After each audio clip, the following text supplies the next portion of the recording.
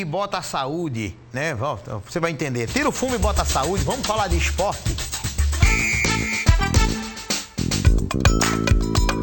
Gostou do trocadilho aí? Vamos falar de saúde, mas depois que o caso foi esclarecido, né?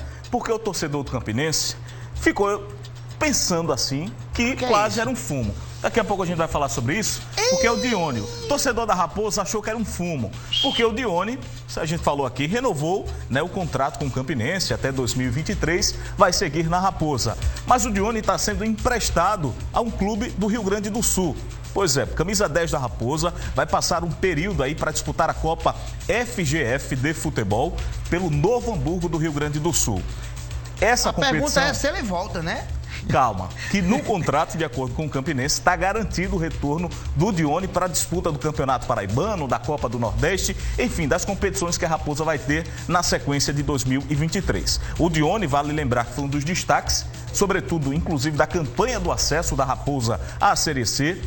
Apesar do rebaixamento, Dione continuou jogando bem a Série C desse ano e vai seguir na Raposa. Carioca aí, viu? Alá Marcelinho Carioca, Marcelinho Paraíba, que também cobrava muita falta. Pois é, o Dione vai seguir na Raposa, então o torcedor do Campinense pode ficar tranquilo que ele está indo para o Rio Grande do Sul para disputar aí o acesso à Copa do Brasil e está garantido, de acordo com a diretoria do Campinense, o retorno do Dione para a disputa do Campinense estadual. começa a redebuiar um terço aí para ele voltar, viu? Porque vai ser difícil. Calma, está garantido o retorno dele, amigo.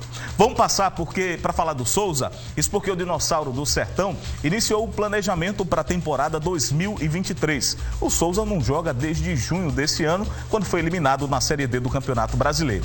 Mas um dos principais jogadores do plantel, que fez uma boa Série D esse ano, vai permanecer para a temporada 2023. E é o volante Daniel Costa. O jogador tem 33 anos, chegou ainda em 2021 ao Dinossauro do Sertão, foi destaque na temporada 2022 e fez ao todo, já com a camisa do Souza, 55 jogos com 5 gols. Esse é o primeiro passo do Souza, pensando na temporada do ano que vem, que tem o Campeonato Paraibano, também a Série D do Brasileiro. O Dinossauro do Sertão, portanto, encaminhando a sua primeira movimentação para a temporada 2023. Vamos continuar falando de futebol? Você lembra que a TV Tambaú transmitiu pelos últimos 2 anos as finais do Campeonato Paraibano Feminino? Pois bem, tem novidade do feminino aqui para a gente trazer para você. Isso porque a Federação Paraibana de Futebol definiu as datas dos conselhos técnicos do Campeonato Paraibano Feminino e da terceira divisão. Atenção então para o torcedor, porque já nessa terça-feira devem se reunir representantes dos clubes da terceira que vão disputar a terceira divisão. A ideia da FPF é que tenhamos 6 equipes com novidades. Primeira participação do VF4, que aos poucos está profissionalizando seu setor de futebol masculino e deve participar da terceira divisão, que também deve ter Santos, Spartax, enfim, várias equipes tradicionais da nossa região. Na quarta-feira está marcado o Congresso Técnico do Campeonato Paraibano Feminino.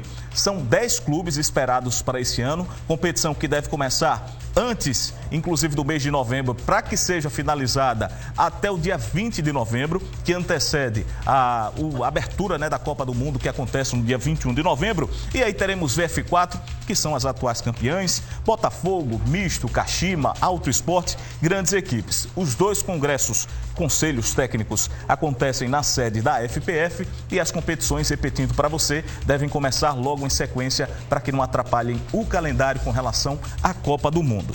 Passando do futebol feminino, vamos seguir falando de futebol. Isso porque a gente vai trazer uma informação bem importante para você.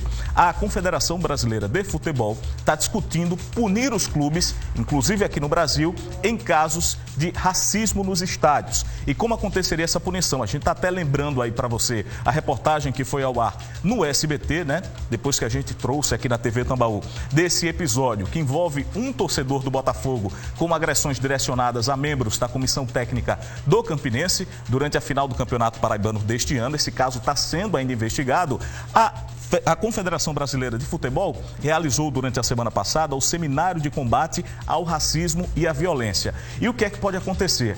Os clubes podem ser punidos, inclusive com a perda de pontos nas competições brasileiras em razão de casos comprovados de racismo nos estádios. Esse aí, o Edinaldo, ele se posicionou depois infelizmente, dos episódios que aconteceram durante a Taça Libertadores, a fase de grupos da Taça Libertadores deste ano, e a CBF está estudando aí essas punições aos clubes. Aqui na Paraíba já existe uma movimentação, a gente vai aguardar durante a semana o posicionamento dos nossos representantes para trazer para você aqui no Povo na TV. É isso, Erli, tamo junto, a gente vai seguir acompanhando porque os números são alarmantes. De 74 casos de racismo e injúria racial, 64 foram aqui no Brasil só no ano passado. Ou seja, a gente precisa combater isso. Parece que nós não aprendemos com a pandemia. Infelizmente não.